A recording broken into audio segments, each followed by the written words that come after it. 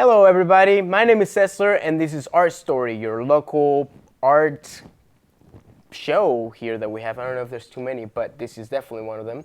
And today the whole theme is talking about how to harvest or how to help kids be better artists.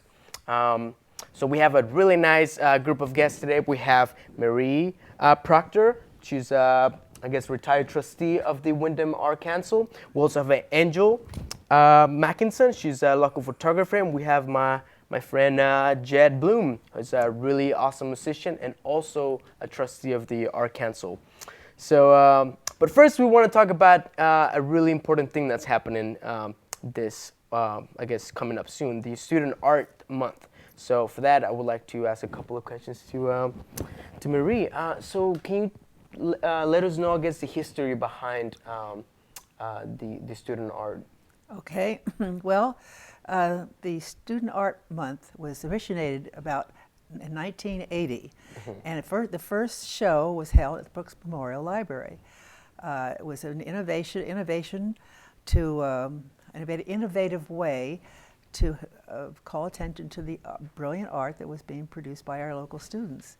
And so it's been going every year since 1980, so this is our 36th year. Wow. Yeah. So I got involved about 27 years ago when I first joined the Arts Council. And, and at that time, the show was put on, still being produced in Brooks Memorial Library.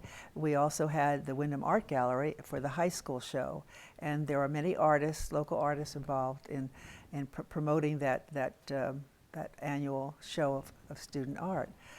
So I got involved and gradually took responsibility for it for many years. Mm-hmm. So, you want more history? No, that's so. I mean, I could go on and on about it, I suppose.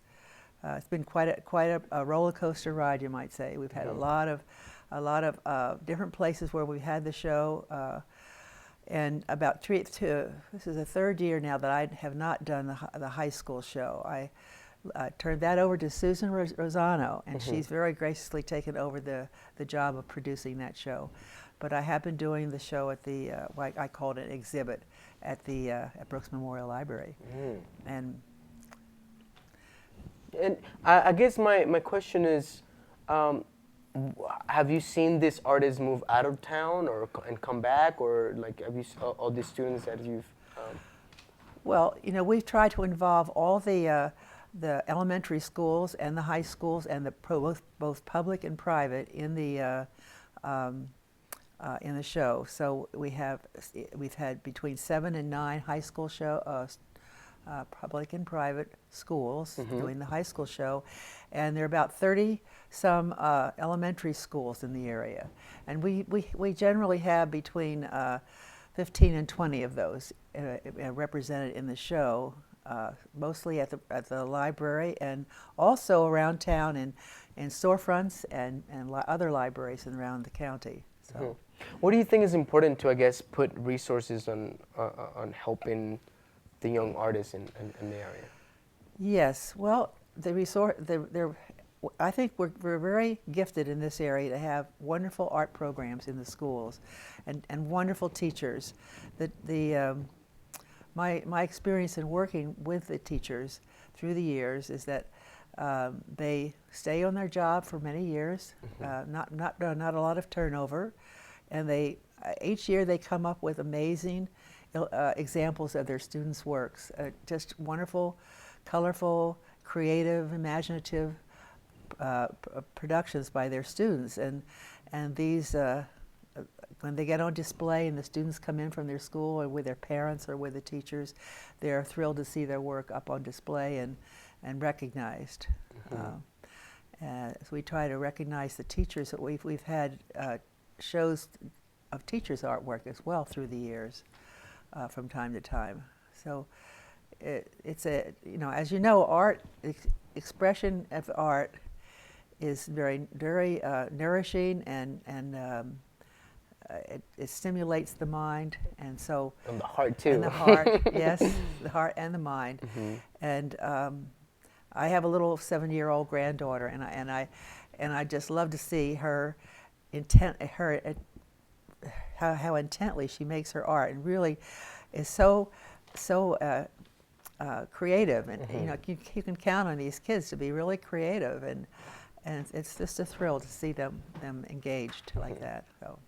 Now, Mary, you've been I guess involved in the art community here in Brattleboro for, you said almost 27 years, yeah.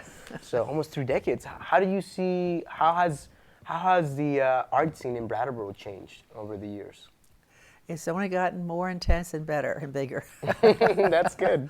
Really, it's just grown. And I mean, I remember when Gallery Walk first started about 20-some years ago, and now we just had a few venues around town, and now we have like over 30, I think, where people can go and see art in various places. And some of the I've seen the artists who were originally involved with the Windham Art Gallery take on responsibilities of move out into the community. And for instance, P.D. Mitchell and Jim Giddings with their wonderful Mitchell Giddings Gallery on Main Street, they were part of the original crew at the Windham Art Gallery back when they started, about 1988, I believe, is when they started.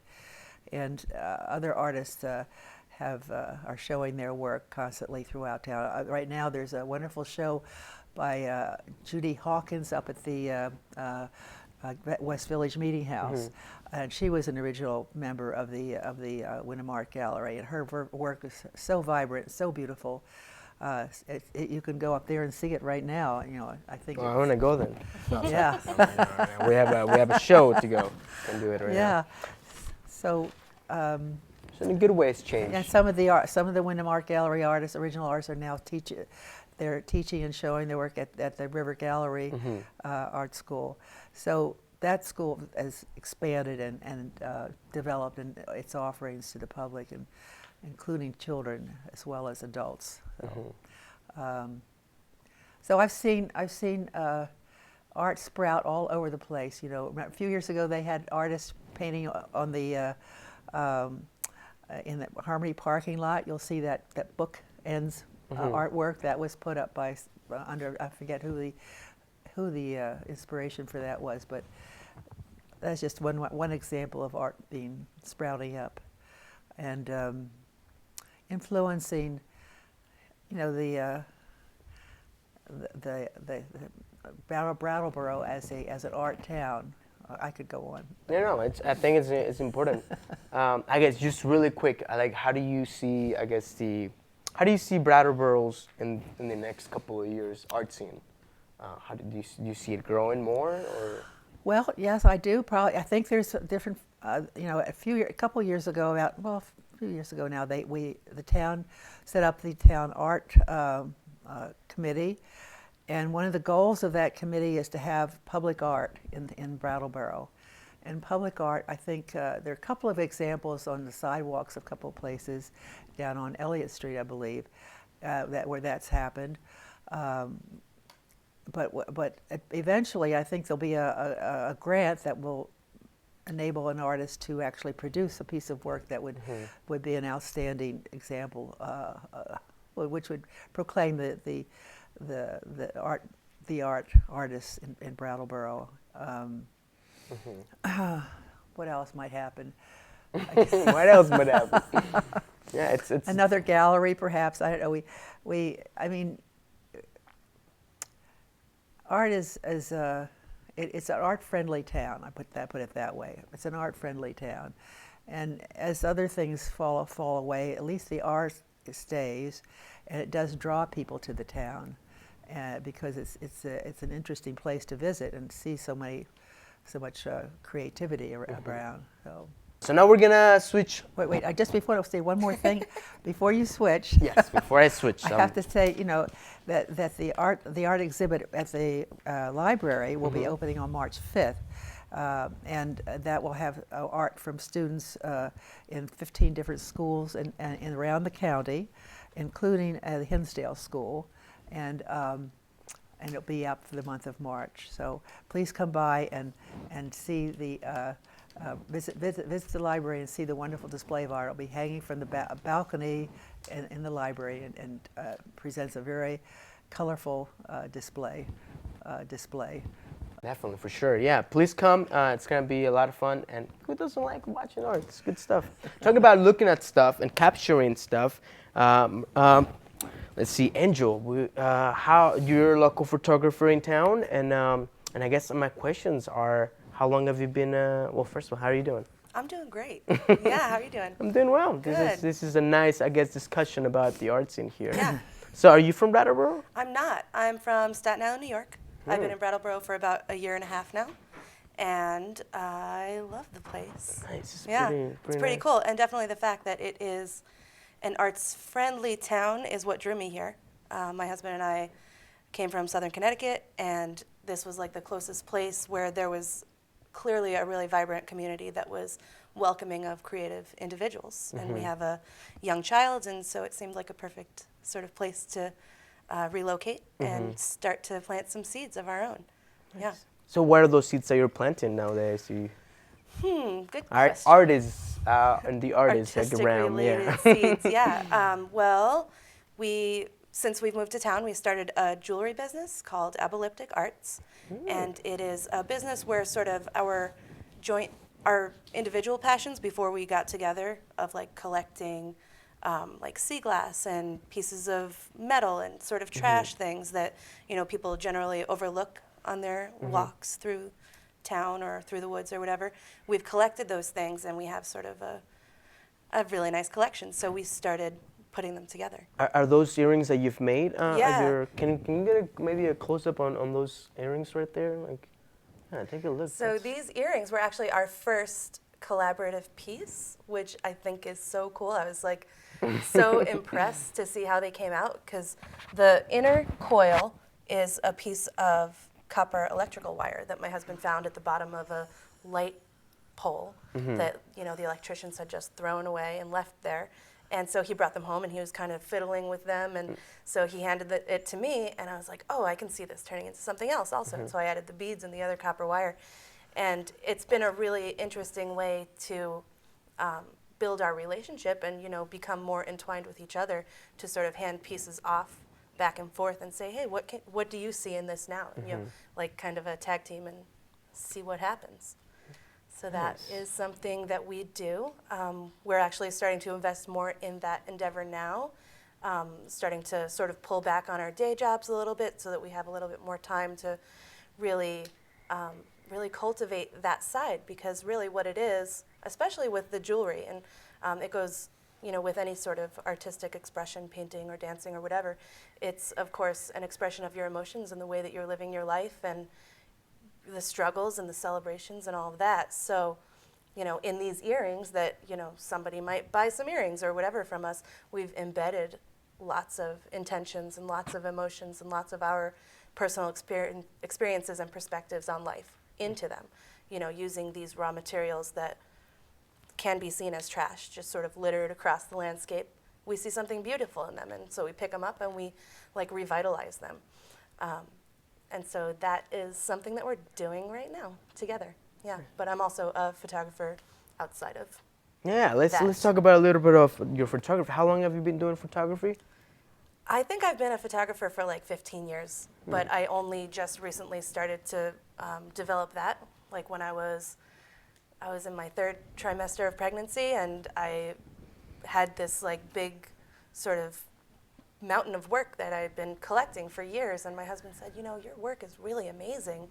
I really, really love it. I think you have a talent. You should actually start doing something with that. So I had lots of time on my hands waiting for like this child to emerge from my body, and I was like, yeah, now's the time.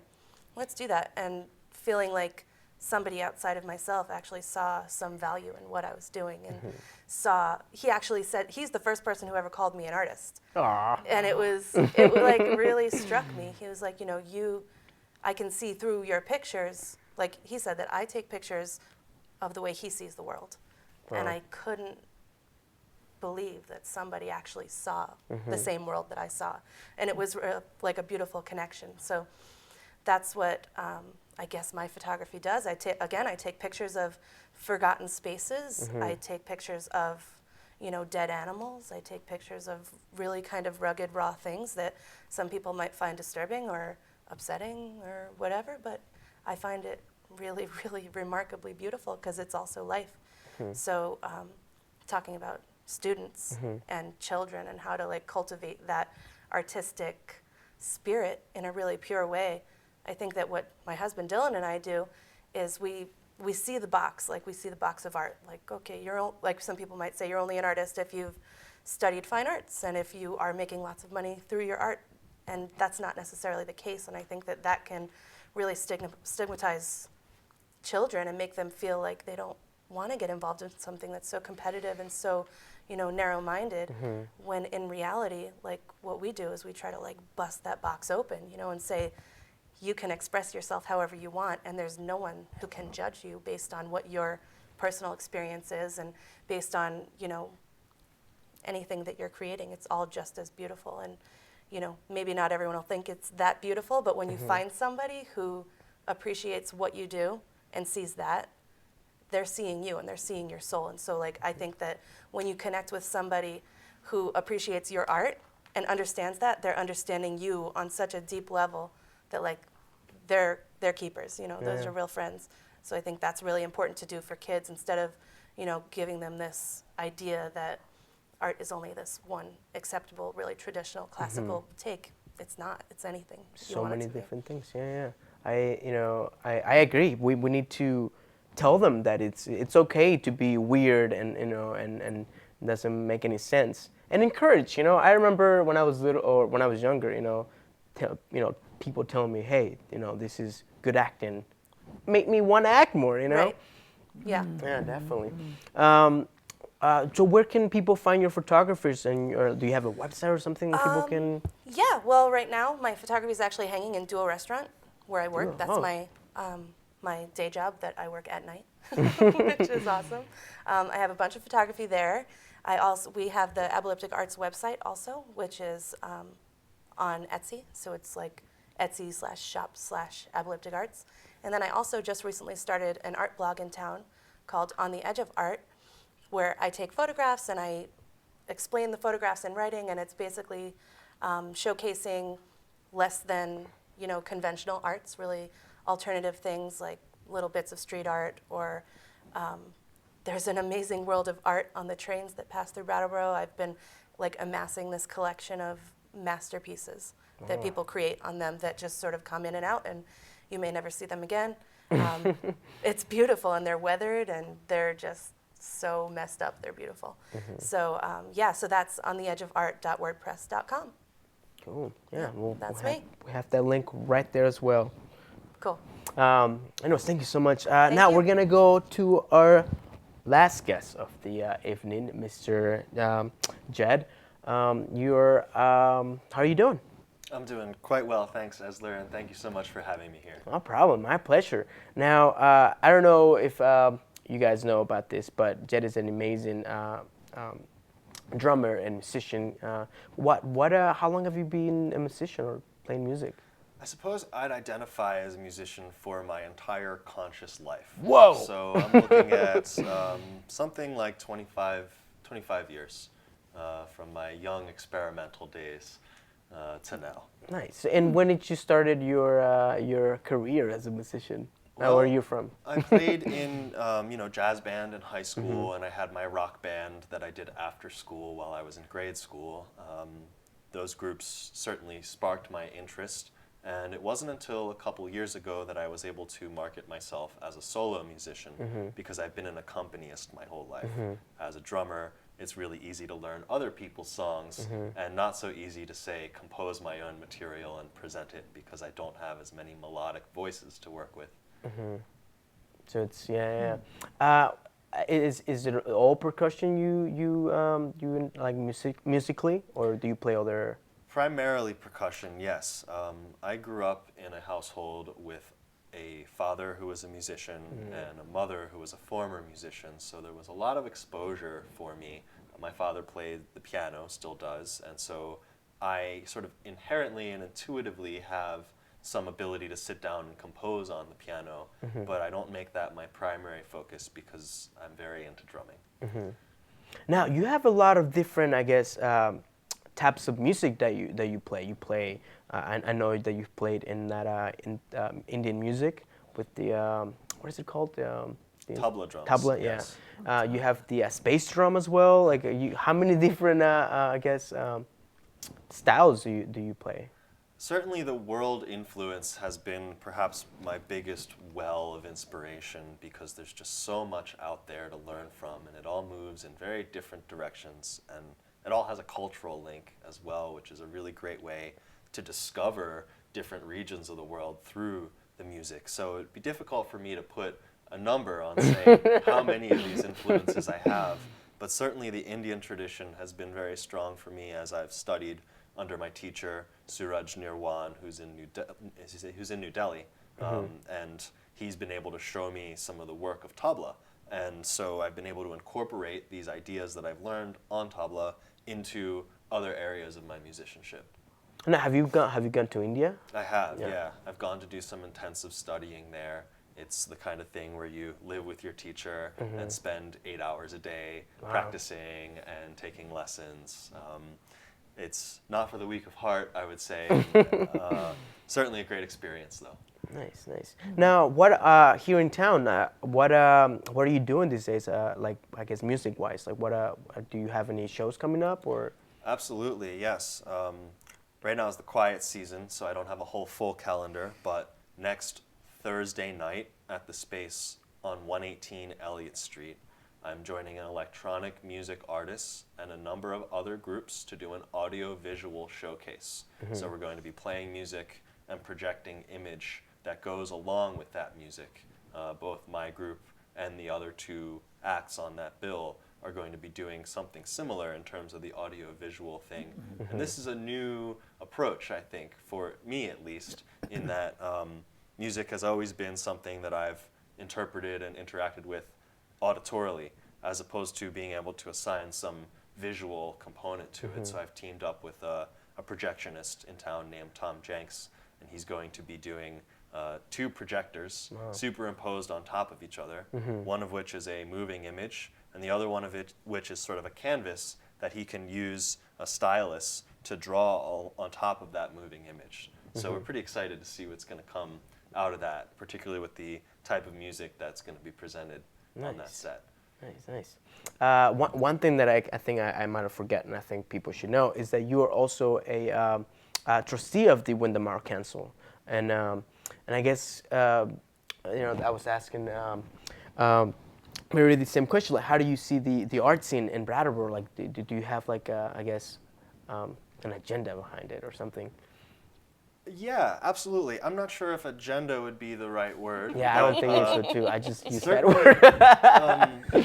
Certainly a little bit of a vision. I mean, I have been inspired by this town of Brattleboro since I showed up here 5 years ago, and I think that one of the things that Brattleboro really has going for it is the notion of exposure. Students or children growing up in this town can't walk down Main Street without interacting with art in some form or another. And that is, I don't want to say it's unique to Brattleboro, but it's certainly a strength of this place.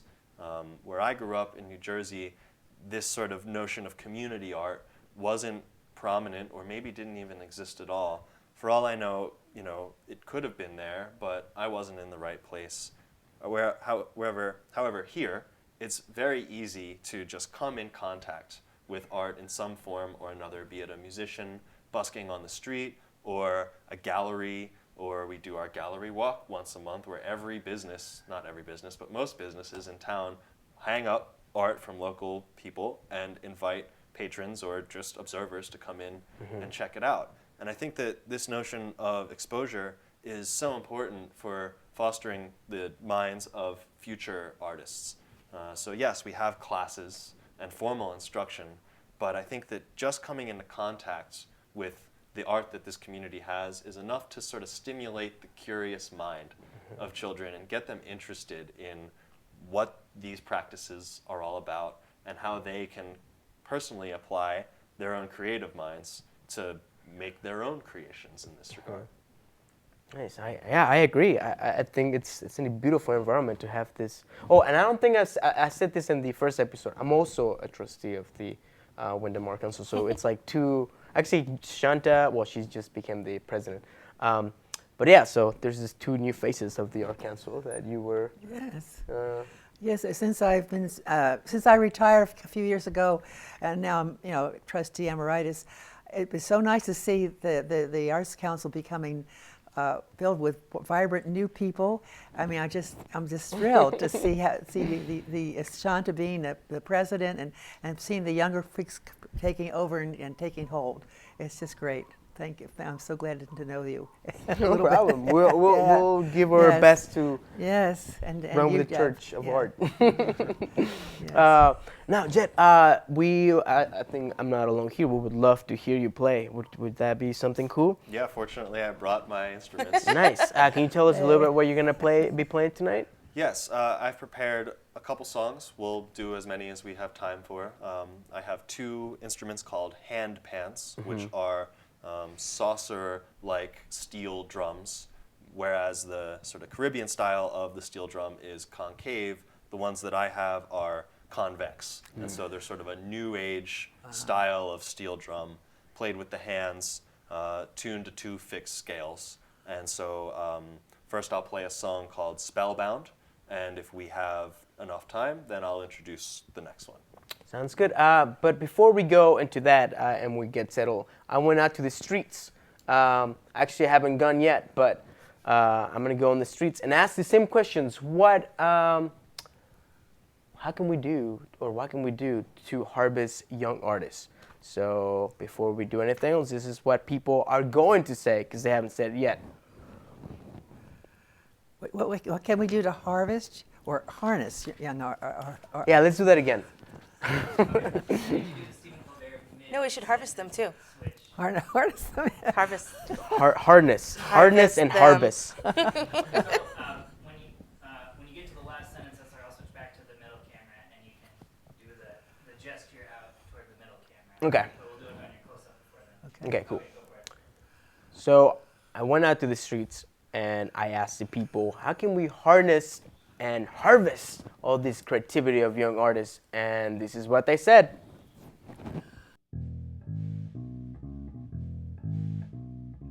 Oh, right. So how can we have more art around here for kids and build more of an art community? We can have an artathon, just like a hackathon, but instead everybody comes and they have 24 hours to make the most awesome art they possibly can. So like more public outlets like in the town, so yeah, and ways to express yourself through the community. yeah, and just so that other community members can see it besides like just your classmates. Like, well, I think one of the big things we can do to foster creativity in kids is start it young. If parents supply them with art supplies and creative things for them to do, and then let that carry over and support it in elementary and middle school, it would go a long way to creating what we have kind of here in Brattleboro already, with a very artistic community that's very out in the community and very open. Well, I came to Brattleboro area 15 years ago, and I got to tell you, I've never seen a community that has as many options for the youth that can afford it.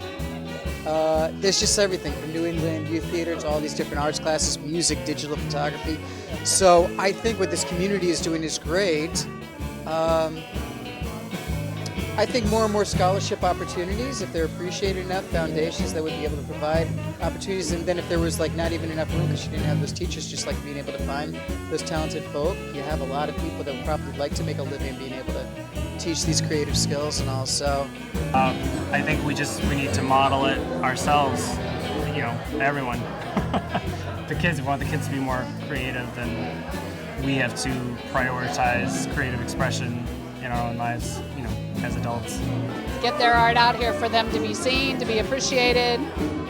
This has brought in a lot of people here tonight, family, friends, whoever, just to see their art on the walls. They get the exposure, that builds their self-esteem, and then at the same time giving them opportunities to go paint somewhere, mess around somewhere. River Gallery is great, but just impromptu things here in the River Gallery during the week even. Somebody could organize painting parties, and not just painting, messy arts. Put things together however they want to with no rules.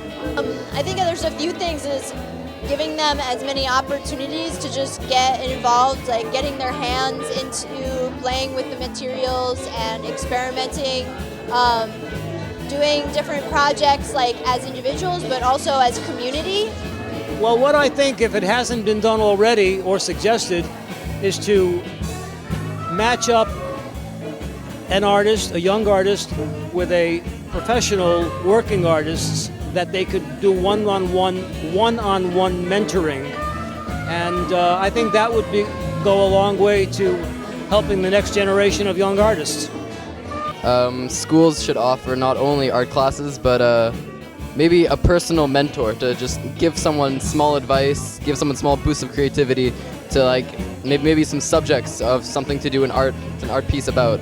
And they can give them advice, and young artists may just like take some inspiration and work without necessarily being in a structured art class. All right, everybody. So this is Jet. He's gonna be playing this song that I just forgot in my head. Spellbound. Spellbound. Yeah, thank you so much for watching and enjoy.